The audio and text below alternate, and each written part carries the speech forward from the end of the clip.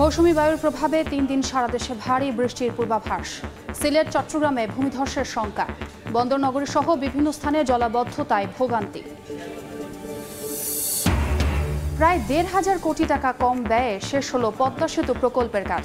সমাপনী অনুষ্ঠানে 5 জুলাই মাওয়া যাবেন প্রধানমন্ত্রী, খুশি পদ্মাপাড়ের মানুষ। এবং লাশ শনাক্ত করে দাফনের 13 দিন পর বাড়িতে হাজির নারী। কুমিল্লার গ্রামবাসীর মধ্যে চাঞ্চল্য, অর্থগলিত মরদেহ ছিল অন্য কারো, বলছে পরিবার।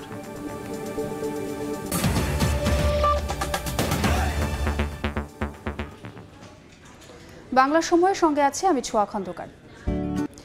আষাঢ়ের বৃষ্টি স্নাত দিনে দুর্ভোগ মাথায় নিয়েই প্রথম দিনের এইচএসসি পরীক্ষা দিল পরীক্ষার্থীরা।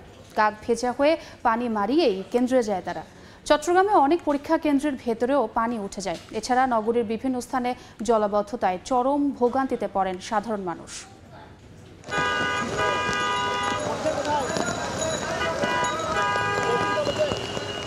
রোববার ভোররাত থেকেই একটানা বৃষ্টিতে নগরীর নিচু এলাকা থেকে শুরু করে অলিগলি সব জায়গা পানিতে ছাপিয়ে যায়। তার উপর মরার ওপর খাড়ার গা হয়ে দাঁড়ায় সামান্য বৃষ্টিতেই নগরীর জলাবদ্ধতার রূপ।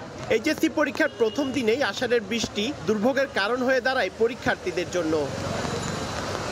কাকভেজা হয়ে চরম ভোগান্তি নিয়েই ছুটতে হয় পরীক্ষা কেন্দ্রে। হাঁটু সমান সড়কের পানিতে ঠিক সময়ে গাড়ি না পেয়ে বৃষ্টি ও পানির মধ্যে দাঁড়িয়ে অপেক্ষা করতে দেখা যায় অনেককে। কেউ আবার বাধ্য হয়েই ভিজে কাদা পানি মারিয়ে কেন্দ্রে পৌঁছায়। কষ্ট তো হয়ে গেল, দেখতেছেন না এখন পানির জন্য তো যেতে পারছি না। আল্লাহ জানে, মনে হয় সময় অনেক লেট হয়ে যাবে। শিক্ষার্থীরা পানি বন্ধ হয়ে গেছে, কেউ পানির কারণে আসতে পারতেছে না। শুধু রাস্তাঘাটেই ভোগান্তি নয়, পানিতে তলিয়ে যায় পরীক্ষার কেন্দ্র। সকালের এক পশলা বৃষ্টিতে চট্টগ্রাম নগরীর কাপাসগোলা সিটি কর্পোরেশন মহিলা কলেজে পানি উঠে যায়, আর তা মারিয়ে পরীক্ষায় বসতে হয় শিক্ষার্থীদের। মেঘলা আকাশে অন্ধকার শ্রেণীকক্ষে লাইট জ্বালিয়ে ভেজা শরীর নিয়েই দিতে হয় 3 ঘন্টার পরীক্ষা। জলজটের চরম দুর্ভোগ মাথায় নিয়ে পৌঁছাতে দেরি হওয়ায় শিথিল করা হয় সময়। মনে করছিলাম পরীক্ষা হলে ঢুকতে পারবো না, আল্লাহর রহমতে গাড়ি 3-4 বার চেঞ্জ করতে হয়েছে। কতটুকু এসে পানির জন্য বন্ধ হয়ে গেছে, আবার অন্য গাড়ি নিতে হয়েছে। হওয়ার থেকে দেখতেছি চট্টগ্রাম পানি সবসময় অবস্থায় থাকে। দূর দূরান্ত থেকে আসছে, সেটা বোর্ডের প্রভিশন অনুযায়ী, শিক্ষা বোর্ডের প্রভিশন অনুযায়ী যেভাবে ব্যবস্থা না, তাদেরকে আমরা সেভাবে নিয়ে আসি। এদিকে পরীক্ষা শেষেও দুর্ভোগের শেষ ছিল না তাদের। বৃষ্টিতে ভিজে অসুস্থ হওয়ার ভয়ে আগামী পরীক্ষাগুলোতে উপস্থিতি নিয়ে উৎকণ্ঠায় অভিভাবক পরীক্ষার্থীরা। মনে করছে আমি ঠিক টাইমে এক্সামে আসতেই পারবো না। প্রচুর পানি ছিল, প্রচুর বাজে অবস্থার মধ্যে আসছি। তার উপরে এসে আবার এখানে ভিজে পুরো এক্সাম দিতে হয়েছে। আর হাঁটো পানি পুরো ভিজা অবস্থায় পরীক্ষা দিয়েছি। শুধু এইচএসসি পরীক্ষার্থী নয়, জলাবদ্ধতার কারণে চরম দুর্ভোগে পড়তে হয় নগরবাসীকেও। সিটি কর্পোরেশন ও সিডিএর সমন্বয়হীনতার কারণে জলাবদ্ধতার হাত থেকে মুক্তি মিলছে না বলে দাবি তাদের। নগরীতে জলাবদ্ধতা নিরসনে 3টি সংস্থার 4টি প্রকল্পের কাজ চললেও তার কোনো সুফল পাচ্ছে না নগরবাসী। সামান্য কিংবা মুষলধারে বর্ষণেই পানির নিচে তলিয়ে যাচ্ছে বন্দরনগরী চট্টগ্রাম, যার কারণে আজকে এইচএসসি পরীক্ষার্থী থেকে শুরু করে সাধারণ মানুষজন পড়েছে চরম দুর্ভোগে। এই অবস্থা থেকে কখন পরিত্রাণ মিলবে এর উত্তর নেই যেন কারো কাছেই। নগরীর কাপাসগোলা এলাকা থেকে পার্থপ্রতিম বিশ্বাস, সময় সংবাদ, চট্টগ্রাম। এদিকে 2 ঘন্টার বৃষ্টিতেই ডুবল বাগেরহাট পৌর এলাকা। জলাবদ্ধতায় চরম দুর্ভোগে পড়েছেন বাসিন্দারা। সকাল 11টায় শুরু হয়ে দুপুর 1টা পর্যন্ত বৃষ্টি হয় শহরে। এতে প্রধান সড়কে জমে যায় হাঁটু পানি। শহরের সলতলা, পিটিআই, রহতের মোড় সহ আশপাশের কয়েকটি এলাকার বিভিন্ন সড়কে জমে পানি। নিচু স্থানে ড্রেনের ময়লা উপচে পড়ায় অনেক এলাকায় ছড়িয়ে পড়ে দুর্গন্ধ। এতে চলাচলের ভোগান্তিতে পড়েন বাসিন্দারা।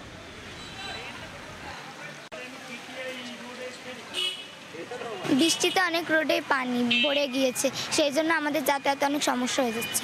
হাঁটাচলা করতে রোড থেকে পারতেছি না। বারবার এরকম পানি হিসে করে যাইতে হয়, এরকম পাড়ায় যাওয়া লাগে, রিক্সার কটে সবার অসুবিধা হয়। গাড়ি পরে গেলে ভেঙে যায়, অনেক সমস্যা হয়। প্যাসেঞ্জার কাইতে ভরে যায়। খদ্দের আসতে কষ্ট হচ্ছে, খদ্দের আসে না, বেচাকিনি কম। ড্রেনটা চওড়া করলে তো রাস্তার জলটা চলে যেত নদীতে। এদিকে মৌসুমী বায়ুর প্রভাব সক্রিয় থাকায় আগামী 3 দিন সারা দেশে বৃষ্টি অব্যাহত থাকবে এবং রংপুর, সিলেট ও চট্টগ্রাম বিভাগে অতিবৃষ্টি হবার পূর্বাভাস দিয়েছে আবহাওয়া অধিদপ্তর। একই সঙ্গে চট্টগ্রাম ও সিলেটে পাহাড় ধসের সতর্কতাও দেওয়া হয়েছে। উত্তর বঙ্গোপসাগরের প্রবল এবং বাংলাদেশের উপরে অ্যাক্টিভ থাকার কারণে, সক্রিয় মৌসুমী বায়ুর কারণে কিন্তু সারা দেশে বৃষ্টিপাত হচ্ছে এবং এটা আগামী 72 ঘন্টা থেকে 72 ঘন্টা পর্যন্ত থাকার সম্ভাবনা রয়েছে এবং সেটা আগামী আরও 5 থেকে 6 তারিখ পর্যন্ত কিন্তু মাদারিজানের ভারী থেকে ভারী এবং কোথাও কোথাও কিন্তু অতি ভারী বৃষ্টিরও সম্ভাবনা আছে। তবে রংপুর, সিলেট এবং চট্টগ্রাম এই সকল জায়গায় কিন্তু অতি ভারী বৃষ্টির সম্ভাবনা রয়েছে। বিশেষ করে আমাদের চট্টগ্রাম এবং সিলেট এই দুটি বিভাগের যে সকল পাহাড়ি এলাকা আছে সেগুলো পাহাড় ধস হওয়ার সম্ভাবনা আছে, সেই সতর্কতাও আমরা জারি করেছি। শেষ হলো পদ্মা বহুমুখী সেতু প্রকল্পের কাজ। বরাদ্দ ৩২,৬০৭ কোটি টাকা থেকে চূড়ান্ত বিলে প্রায় ১,৫০০ কোটি টাকা কম খরচ হয়েছে। এর মধ্যে মূল সেতুর ১৩,১৩৩ কোটি খরচে সাশ্রয় হয়েছে প্রায় ৫২৬ কোটি টাকা। এদিকে প্রকল্পের সমাপনী অনুষ্ঠানে যোগ দিতে ৫ জুলাই মাওয়ায় যাচ্ছেন প্রধানমন্ত্রী শেখ হাসিনা। নাসির উদ্দিন উজ্জ্বলের রিপোর্ট, ছবি তুলেছেন আবু সাইদ। বাঙালির সক্ষমতার স্মারক পদ্মা বহুমুখী সেতু প্রকল্পের সমাপনী রোববার ৩০ জুন। ২৩ বছর আগে ২০০১ সালের ৪ জুলাই মাওয়ায় ভিত্তিপ্রস্তর স্থাপন করেছিলেন প্রধানমন্ত্রী শেখ হাসিনা। এরপর সরকারে ফিরে এসে ২০০৯ সাল থেকে আবার পুরোদমে কাজ শুরু করেন। বিশ্বকে তাক লাগিয়ে নিজস্ব অর্থায়নে নির্মাণ শেষে ২০২২ সালের ২৫ জুন স্বপ্নজয়ের পদ্মা সেতু উদ্বোধন করেন এর স্বপ্নদ্রষ্টা। আর ২০২৩ সালের ১০ অক্টোবর উদ্বোধন করেন সেতুর রেলপথ। এখন প্রকল্পের সফল সমাপ্তির পর ৫ জুলাই মাওয়ায় সুধী সমাবেশে আসছেন প্রধানমন্ত্রী। এখানে আমরা বিদ্যুৎ পেয়েছি, গ্যাস পেয়েছি, বা ট্রেন পেয়েছি, রেললাইন সেটা পেয়েছি এবং সড়ক পরিবহনের যে সুবিধা সেটা পেয়েছি। সুবিধা বর্তমানে ভালোই পাইতেছি, সব দিক দিয়ে ফ্যাসিলিটি ভালো। প্রধানমন্ত্রী পদ্মা সেতু নির্মাণ প্রকল্প সফলভাবে সমাপ্ত হওয়ার কারণে উনি এটা সফল সমাপ্তি ঘোষণা করতে যাচ্ছেন মাঠে এসে মাওয়া প্রান্তে। ১৩,৬৫৯ কোটির সবশেষ বরাদ্দের বিপরীতে মূল সেতুতে খরচ হয়েছে ১৩,১৩৩ কোটি, সাশ্রয় ৫২৬ কোটি। সব মিলিয়ে ৩২,৬০৫ কোটি ৫২ লাখ টাকার বরাদ্দের বিপরীতে খরচ হয়েছে ৩০,৯৯০ কোটি ৭৯ লাখ টাকা। প্রায় ২,০০০ কোটি টাকার উপরে ক্লেম ছিল, সেগুলো আমরা দীর্ঘ সময় নেগোসিয়েট করছি। আমাদের এক্সপার্ট ছিল নিউজিল্যান্ডের এবং মালয়েশিয়ান, ওদের এক্সপার্ট ছিল আমেরিকান এবং ব্রিটিশ। তারা অনেকবার ট্রু ইনফরমেশন করছে। ২০২২ সালের ২৬ জুন থেকে চালু হওয়া পদ্মা সেতুর রাজস্ব আদায় ১৭০০ কোটি টাকা ছুঁই করছে। প্রকল্প শেষ হওয়ার আগেই ১০০ কোটিরও বেশি যান পারাপার হয়েছে এই সেতু দিয়ে, যার সুফল মিলেছে ২ বছর ধরে। কর্তৃপক্ষ বলছে এই সেতু আরও অন্তত ১০০ বছর দীর্ঘস্থায়ী হবে। মুন্সিগঞ্জের মাওয়া থেকে নাসির উদ্দিন উজ্জ্বল, সময় সংবাদ। ব্যাংকের ঋণের ৭,৬০০ কোটি টাকার উপর ভর করে গড়ে উঠতে যাচ্ছে আগামী দিনে দেশের অর্থনীতির গেম চেঞ্জার বে টার্মিনাল। বন্দরের ১৩৭ বছরের ইতিহাসে প্রথমবার আন্তর্জাতিক কোনো সংস্থা থেকে ঋণ সহায়তা পেল চট্টগ্রাম বন্দর। সাক্ষাৎচিপুর ক্যামেরায় কমলদেব রিপোর্ট। প্রধানমন্ত্রী শেখ হাসিনা চট্টগ্রামের পতেঙ্গা উপকূলে প্রস্তাবিত বে টার্মিনালের ডিজাইন চূড়ান্ত অনুমোদন দিয়েছিলেন অনেক আগেই। ১.৫ থেকে ২,০০০ মিটার দীর্ঘ হবে এখানকার প্রতিটি জেটি। নতুন এই বন্দর নির্মাণের জন্য অধিগ্রহণ করা হয়েছে অন্তত ৮০০ একর নতুন ভূমি। কিন্তু সাগরের ঢেউ থেকে বন্দরকে রক্ষার পাশাপাশি নতুন চ্যানেল খননের বিপুল অর্থের যোগান নিয়ে সৃষ্টি হয়েছিল জটিলতা। কিন্তু বিশ্বব্যাংকের সবশেষ বোর্ড সভায় বে টার্মিনালের জন্য ৬৫ কোটি মার্কিন ডলার অনুমোদন দেওয়ার পর সে জটিলতা কেটে গেছে। ৮০০ থেকে ১,০০০ মানে দ্যাট মিন 0.8 থেকে 1 বিলিয়ন ডলার বন্ধু তারা এখানে অর্থায়ন করবে। তো সুতরাং এটা কেবল শুরু বিশ্বব্যাংকের অর্থায়ন এই চট্টগ্রাম বন্দরকে কেন্দ্র করে। অনুমোদনের পরপরই শুরু হয়ে গেছে বন্দরের নানামুখী তৎপরতা। ২০২৬ সালে অপারেশনে যাওয়ার পরিকল্পনা নিয়ে আগামী কয়েক মাসের মধ্যেই শুরু হবে অবকাঠামোগত উন্নয়ন কাজ। এখানকার ৩টি টার্মিনালে সরাসরি বিনিয়োগ প্রস্তাব নিয়ে অপেক্ষায় রয়েছে সিঙ্গাপুর এবং দুবাই পোর্ট অথরিটি। অবশ্য ইতিমধ্যে চট্টগ্রাম বন্দরের সাথে চুক্তি সম্পন্ন করেছে আবুধাবি বন্দর। ৬ কিলোমিটার ব্রেকওয়াটার এবং ৮ থেকে ৯ কিলোমিটার অ্যাক্সেস চ্যানেল এই বিশ্বব্যাংকের অর্থায়নে হবে। চট্টগ্রাম বন্দর বর্তমানে বছরে ৩০ লাখ কন্টেনার হ্যান্ডেলিং করলেও বে টার্মিনালের সক্ষমতা হবে ৫০ লাখ কন্টেনার। আর অনায়াসে ভিড়তে পারবে বড় বড় সব জাহাজ।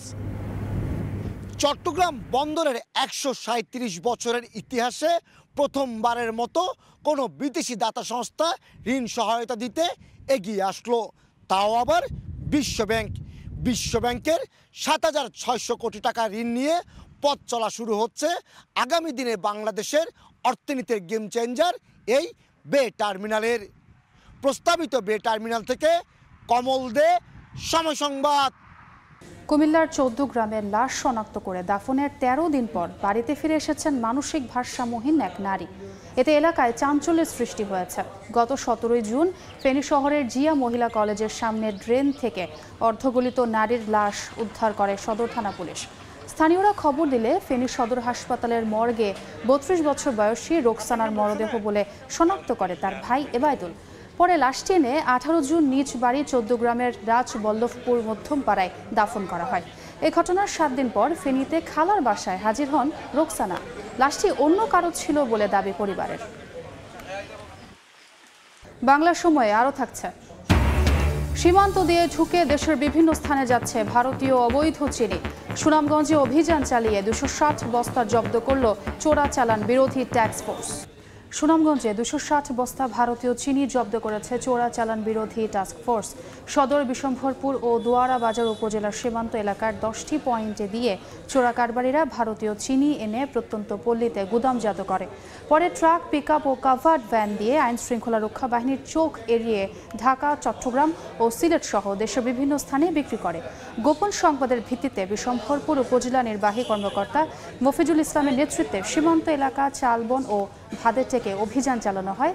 এ সময় দুটি গুদাম থেকে ২৬০ বস্তা ভারতীয় অবৈধ চিনি জব্দ করা হয়, যার বাজার মূল্য ১৩ লাখ টাকা। ঝোড়ো হাওয়ায় বগুড়ায় উপড়ে গেছে প্রায় ২ যুগ বয়সী একটি কৃষ্ণচূড়া গাছ। এতে সড়কের একপাশে দীর্ঘ সময় বন্ধ থাকে যান চলাচল। ফায়ার সার্ভিস ঘটনাস্থলে পৌঁছে গাছটি কেটে সরিয়ে নিলে প্রায় ৩ ঘন্টা পর সড়কে স্বাভাবিক হয় যান চলাচল। স্থানীয়রা জানান, সকাল 10:30টার দিকে প্রচণ্ড ঝোড়ো হাওয়ায় রেশম বোট এলাকায় বনানীর সাতমাথা সড়কে থাকা প্রায় বিশাল আকৃতির কৃষ্ণচূড়া গাছটি উপড়ে পড়ে। এ সময় অল্পের জন্য রক্ষা পায় একটি অ্যাম্বুলেন্স ও কয়েকটি অটোরিকশা।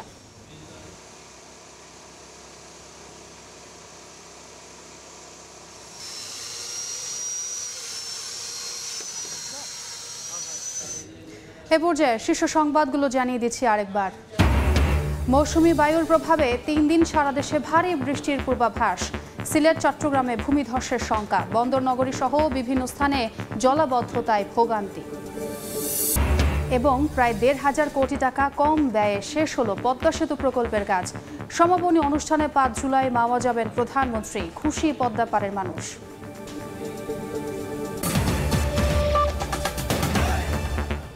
এ ছিল বাংলার সময়। এরপর সন্ধ্যার সময় নিয়ে সঙ্গে থাকবেন গোলাম রাব্বি। আপনাকে ধন্যবাদ। সন্ধ্যার সময় নিয়ে ফিরছি কিছুক্ষণ পর, সঙ্গেই থাকুন সময়।